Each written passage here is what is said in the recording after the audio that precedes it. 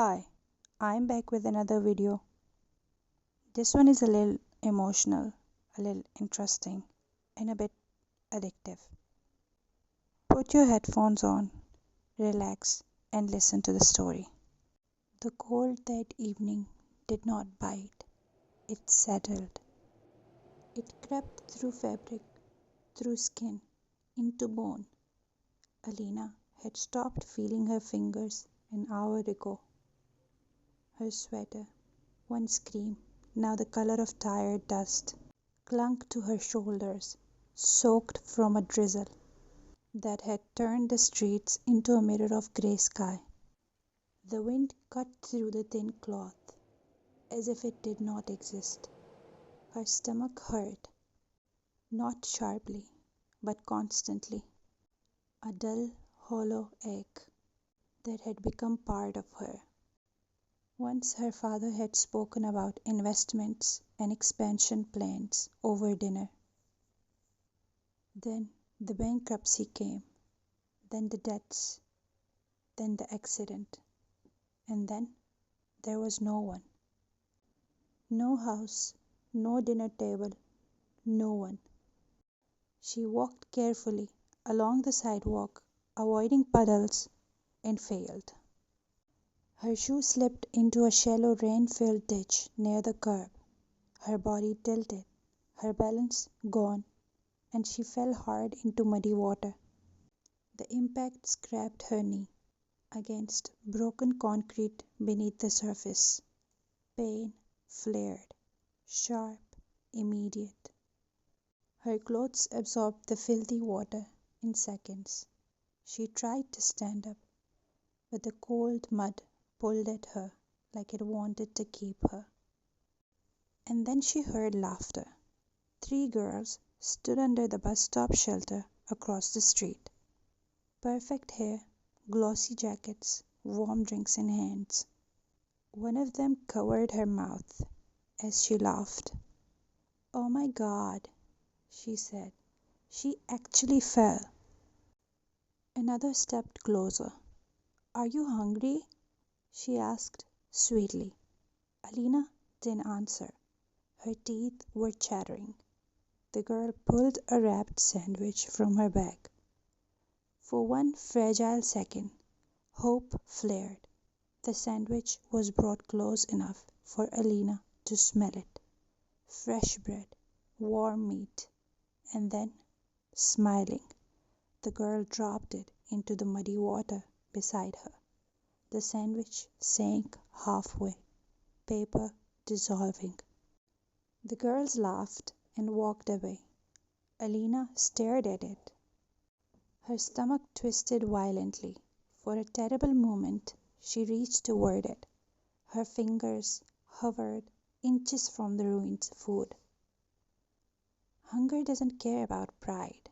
Her hands trembled. Headlights swept across the street. A black car slowed, stopped. The window lowered. "Aren't you freezing?" The voice was calm, deep, controlled, not mocking.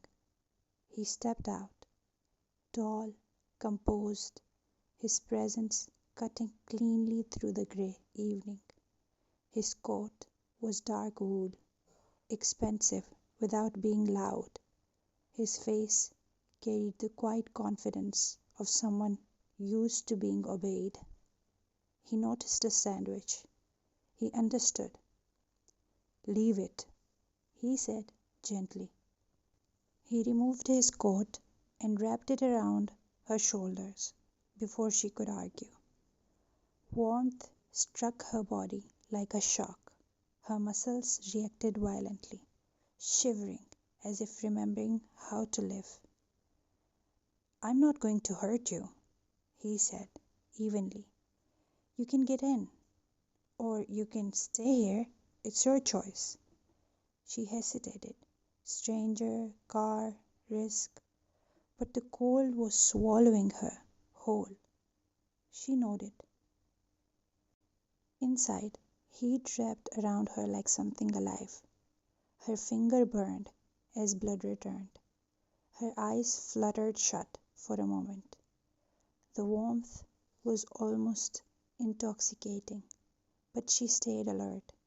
He drove in silence.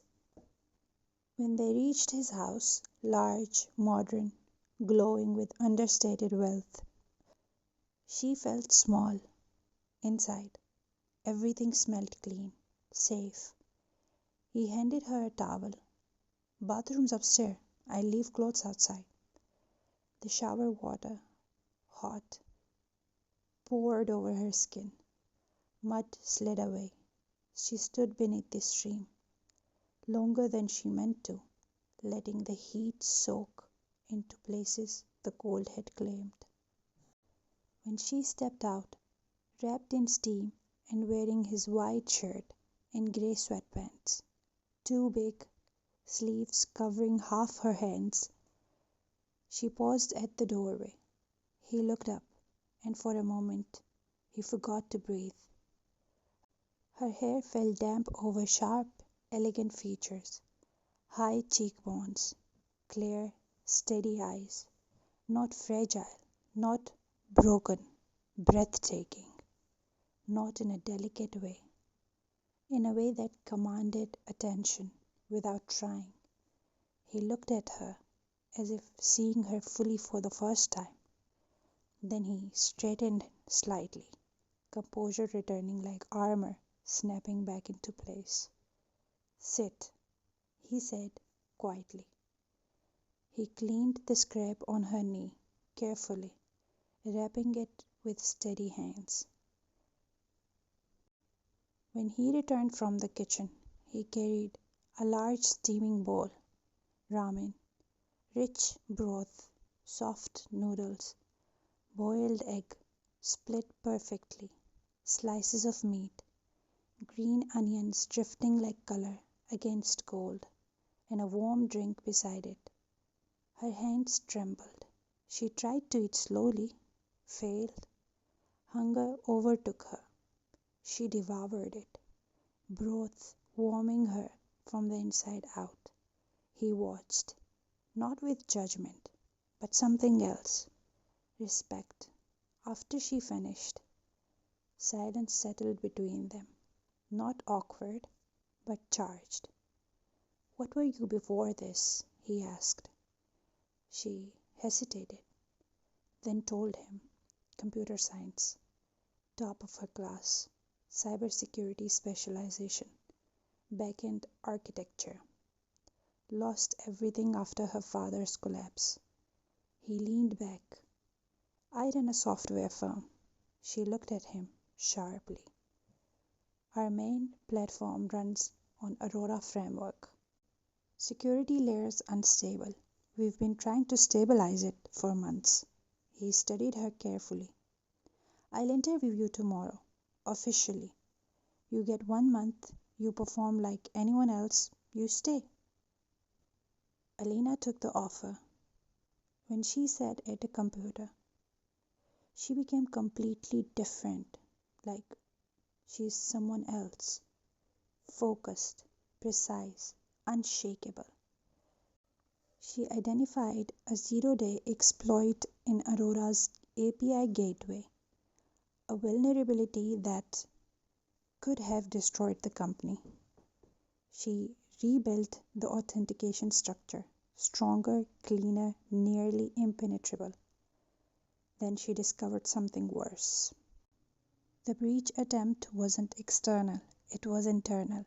A senior developer had been leaking fragments of source code. She traced permissions, logs, timestamps. She brought it directly to him. The developer was terminated within 2 days. Aurora launched successfully. It became the most downloaded strategy game of the year. The company's valuation doubled. Investors called it genius leadership, but he knew the truth. It began on a cold street with a coat and a bowl of ramen. On the night the final contracts were signed, he handed her an official offer. Lead security architect, equity share, permanent position. She looked up at him. "You saved the company." he said quietly. She shook her head.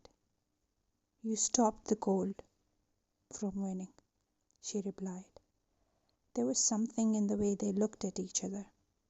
Not rushed, not dramatic, but undeniable. The kind of connection that forms not from attraction alone, but from witnessing someone at their lowest and choosing them anyway. Months later, long after the company stabilized, long after her life was no longer survival but success, they were still working side by side, still challenging each other, still sharing late nights over codes and strategies. The warmth she felt now wasn't from a heater, and it wasn't borrowed, it was built together. That's it for today. Subscribe for more stories, and I'll see you in the next one. Bye.